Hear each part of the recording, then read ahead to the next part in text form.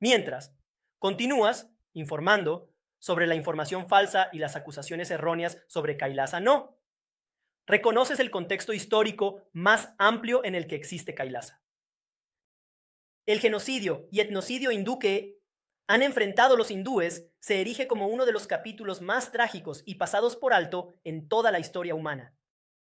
Somos pueblos indígenas y hemos sufrido la colonización. En un momento dado, los hindúes tenían más de 56 naciones indígenas, abarcando aproximadamente 6 millones de kilómetros cuadrados a lo largo de toda la franja asiática, con más de 10.000 tradiciones indígenas, 1.700 provincias y más de 200 reinos hindúes.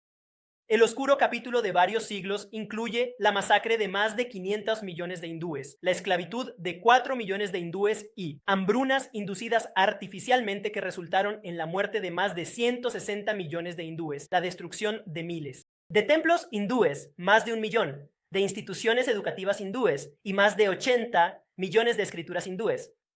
Hoy en día, una fracción muy pequeña de estas tradiciones indígenas hindúes perdura, con las tierras soberanas hindúes siendo anexadas ilegalmente, lo que lleva al éxodo masivo forzado de hindúes y las naciones indígenas. Kailasa representa el renacimiento y la preservación de estas tradiciones, culturas y sistemas de conocimiento indígenas que los colonizadores intentaron erradicar al deslegitimar Kailasa, el mundo. Te conviertes en cómplice de la continua eliminación del patrimonio indígena hindú. Permíteme añadir a la siguiente acusación que publicas. Dices que Kailasa utilizó engaños y falsas promesas para apropiarse de tierras indígenas. Esto es categóricamente falso. Todas las negociaciones se llevaron a cabo de manera transparente, con plena divulgación y la presencia de la comunidad y los líderes de la comunidad. Los términos fueron claramente documentados, traducidos al idioma local y explicados en detalle. La afirmación de que los líderes indígenas fueron de alguna manera engañados es profundamente condescendiente y niega la inteligencia y la capacidad de los pueblos indígenas de Bolivia. A diferencia de las potencias coloniales que históricamente han explotado a las comunidades indígenas, Kailasa abordó estos acuerdos como una asociación entre entidades soberanas, con beneficios y responsabilidades mutuas claramente articuladas en estos acuerdos. El informe de El Mundo ignora conspicuamente el contexto político en el que han surgido estas acusaciones contra Kailasa. Esto no es periodismo, pero esto es teatro político. Primero, el momento de estas acusaciones coincide con la política interna y las tensiones que se están gestando en Bolivia, donde varias facciones compiten por la influencia sobre las comunidades indígenas y sus recursos. Kailasa se ha convertido en un chivo expiatorio conveniente en estas luchas políticas internas. Segundo, el mundo no ha investigado el posible interés económico detrás de la oposición a las asociaciones de conservación de Kailasa.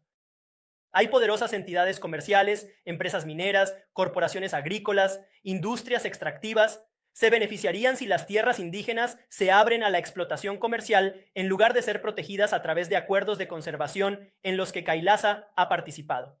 La pregunta que el mundo debería estar haciendo, pero no lo está, es: ¿quién se beneficia al socavar? La asociación humanitaria de Kailasa con estas comunidades indígenas, no las propias comunidades indígenas, que recibirían recursos, apoyo y reconocimiento internacional a través de los acuerdos que Kailasa ha firmado.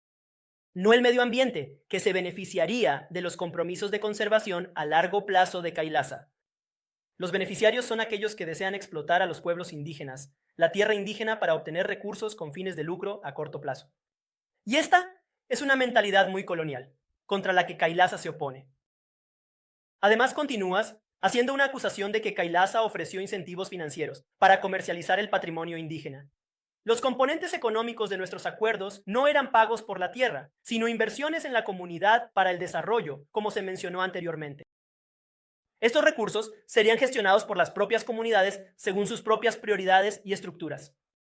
La ayuda humanitaria de Kailasa no se recauda a través de impuestos como lo harían la mayoría de las naciones establecidas, sino que se obtiene gracias al arduo trabajo y los sacrificios del Supremo Pontífice del Hinduismo, Bhagavan Srinidhi Yananda Paramashivam, y las contribuciones de los individuos trabajadores de una comunidad indígena minoritaria perseguida que se inspiran para hacer lo mismo, presenciando los sacrificios incansables del Supremo Pontífice del Hinduismo y la determinación y compromiso inquebrantables hacia esta misión.